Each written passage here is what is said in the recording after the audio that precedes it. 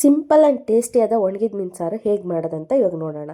So ಇದಕ್ಕೋಸ್ಕರ ಹಸಿ ಕಾಳು 1 ಕಪ್ ಹಸಿ ಕಾಳನ್ನ ಬಾಯ್ಲ್ ಮಾಡೋದಕ್ಕೆ ಇಡಬೇಕು. ಈ ಕಡೆ ನಾನು 100 ಗ್ರಾಮ್ ಒಣಗಿದ ಮೀನನ್ನ ರೋಸ್ಟ್ ಮಾಡ್ಕೊತಾ ಇದ್ದೀನಿ. ತರಕಾರಿ ಬಂದ್ಬಿಟ್ಟು ಬದನೆಕಾಯಿ, ಮೂಲಂಗಿ ಹಾಕಿದ್ದೀವಿ. ಬದನೆಕಾಯಿ ಹಾಕಲೇಬೇಕು, ಯಾಕಂದರೆ ಅದಕ್ಕೆ ಅದೇ ಟೇಸ್ಟ್ ಕೊಡೋದು ಜಾಸ್ತಿ. ಆ್ಯಂಡ್ ಇದ್ರ ಜೊತೆ ಟಮಾಟ, ಒಂದು ಮೀಡಿಯಮ್ ಟಮಾಟ, ಉಪ್ಪು ಹಾಕಿ ಇದನ್ನು ಬಾಯ್ಲ್ ಮಾಡೋದಕ್ಕೆ ಇಡಿ. ಸೊ ಇದಕ್ಕೆ ಬೇಕಾಗಿರೋ ಮಸಾಲ ಹೇಗೆ ರುಬ್ಕೋಬೇಕಂತ ಈಗ ನೋಡೋಣ. ಹುಣಸೆಹಣ್ಣು ನೆನೆಸಿಟ್ಕೋಬೇಕು. ಆ್ಯಂಡ್ ಒಂದು ಇಡಿಯಷ್ಟು ಬೆಳ್ಳುಳ್ಳಿ ಜೊತೆಗೆ ಇವಾಗ ಈರುಳ್ಳಿ ಕೂಡ ಸೇರಿಸ್ಕೊಳ್ಳೋಣ. ಆ್ಯಂಡ್ ಆಲ್ರೆಡಿ ನೆನೆಸಿರೋ ಅಂಥ ಹುಣಸೆಹಣ್ಣು, ಸ್ವಲ್ಪ ಕೊಬ್ಬರಿ, ಸ್ವಲ್ಪನೇ ಹಾಕ್ತಿದ್ದೆ, ಜಾಸ್ತಿ ಇಲ್ಲ. ಇದ್ರ ಜೊತೆಗೆ ಬೆಂದಿರೋ ಅಂಥ ಕಾಳು ಹಾಕ್ಕೋಬೇಕು. ತರಕಾರಿ ಹಾಕಲ್ಲ, ಬರೀ ಕಾಳು ಮಾತ್ರ.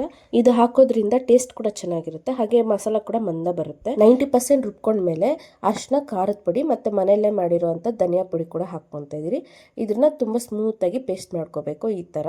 ಸೊ ಇದನ್ನ ಆಲ್ರೆಡಿ ಬೇಯ್ತಾ ಇರೋವಂಥ ತರಕಾರಿ ಮತ್ತು ಕಾಳು ಜೊತೆಗೆ ಮಿಕ್ಸ್ ಮಾಡ್ಕೋಬೇಕು.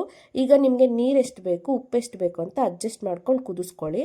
ಸಾರು ಚೆಂದಾಗಿ ಕುದಿದ್ಮೇಲೆ ನಾವು ಆಲ್ರೆಡಿ ರೋಸ್ಟ್ ಮಾಡಿರೋ ಅಂಥ ಮೀನು ಹಾಕಬೇಕು. ಮೀನು ಹಾಕಿದ್ಮೇಲೆ ಜಾಸ್ತಿ ಬೇಯಿಸುವಂಥದ್ದು ಏನಿರಲ್ಲ, ಒಗ್ಗರಣೆ ಕೊಟ್ಟರೆ ಸಾಕಾಗುತ್ತೆ.